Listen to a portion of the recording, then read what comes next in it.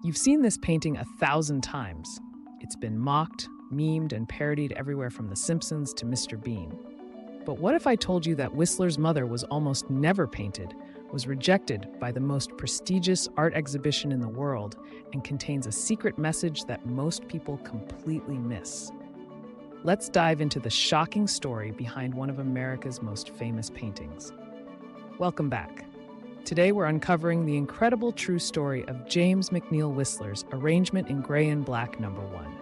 Yeah, that's its real name, not Whistler's mother. This painting has become such an icon of motherhood and American values that it was even featured on a U.S. postage stamp.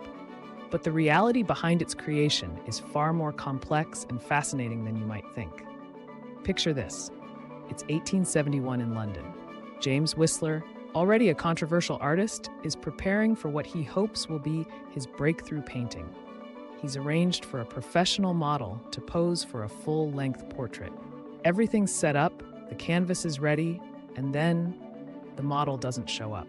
Enter Anna McNeill Whistler, James's 67-year-old mother, who happened to be visiting from America.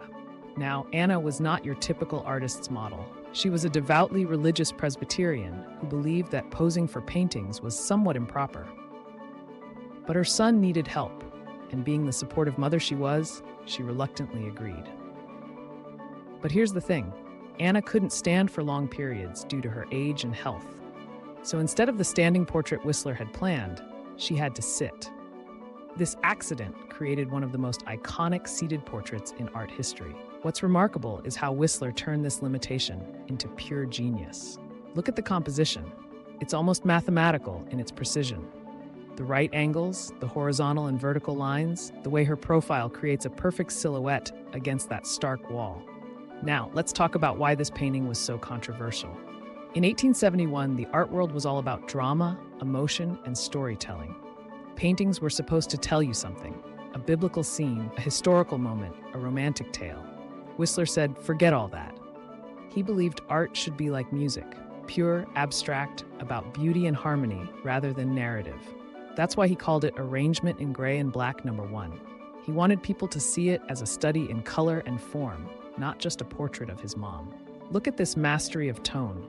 Whistler uses only blacks, grays, and whites, yet creates incredible depth and emotion. The way the light falls on his mother's face, the texture of her dress, the subtle variations in the wall color, it's like a symphony in grayscale. And see that little butterfly in the corner? That's Whistler's signature, a stylized butterfly that he used instead of his name.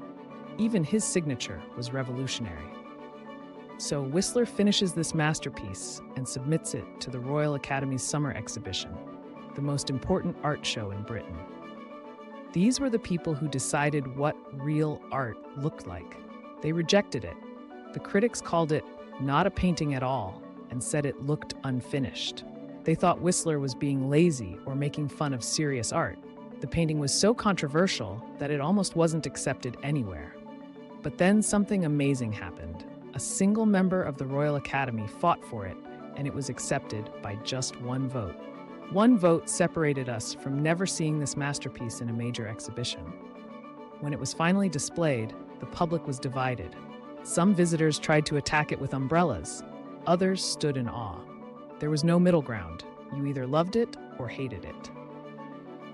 Now here's where it gets really interesting. Remember, Anna Whistler was deeply religious, and James embedded subtle religious symbolism throughout the painting that most people never notice. Look at her hands. They're positioned in a prayer-like gesture. The handkerchief she's holding? In Victorian times, white handkerchiefs symbolized purity and mourning. The picture on the wall behind her? That's actually an etching by Whistler himself, showing a bridge, possibly symbolizing the passage between life and death. Even that curtain on the left isn't random. In classical painting, curtains often represented the veil between the earthly and divine realms. Whistler was creating a portrait of his mother as both a specific person and a universal figure of maternal devotion. Fast forward to today, and Whistler's mother has become something Whistler never intended, an American icon. During World War II, it became a symbol of the American home and family values that soldiers were fighting to protect. It's been parodied countless times, From Rowan Atkinson's Mr. Bean to The Simpsons, from political cartoons to advertising campaigns. Everyone recognizes that silhouette. In 1934, it became the first fine art painting featured on a U.S. postage stamp, with the caption, "In memory and in honor of the mothers of America." The irony? Whistler was actually born in Massachusetts, but spent most of his career in Europe and considered himself more of a European artist.